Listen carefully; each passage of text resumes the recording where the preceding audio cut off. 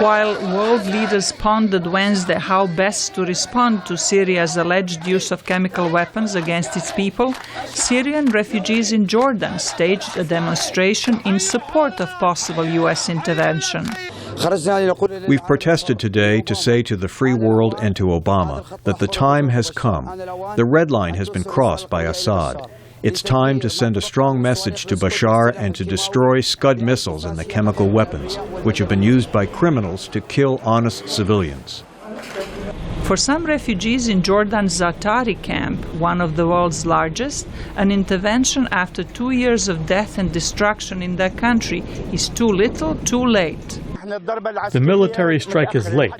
It should have taken place 2 years ago, and the ultimatums given by NATO, the Western and Arab nations, should have been given a long time ago. They are too late. Our people have died. Our people were slaughtered. Children, women, even old men. While many Western leaders call for a military strike in Syria, some of their citizens are opposed to a costly military intervention at a time of economic austerity at home. A group of demonstrators gathered outside the Prime Minister's office in London after Britain sought UN backing for action against the Syrian government. But they're going to make it worse. They're going to ruin it. And they're going to make it like Iraq, and we don't want it to happen there. We don't want Syria to be same as Iraq.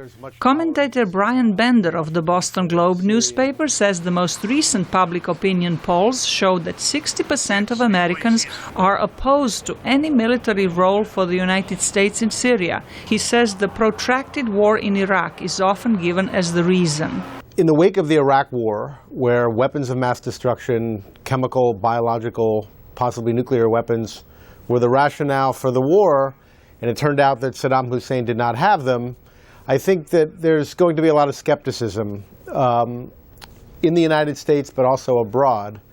Bender says if President Obama decides on a military strike in Syria, he will have to convince the American public that it is necessary and also address the risks of expanding the U.S. role in the Syrian war. Zlatica Hoke, VOA News, Washington.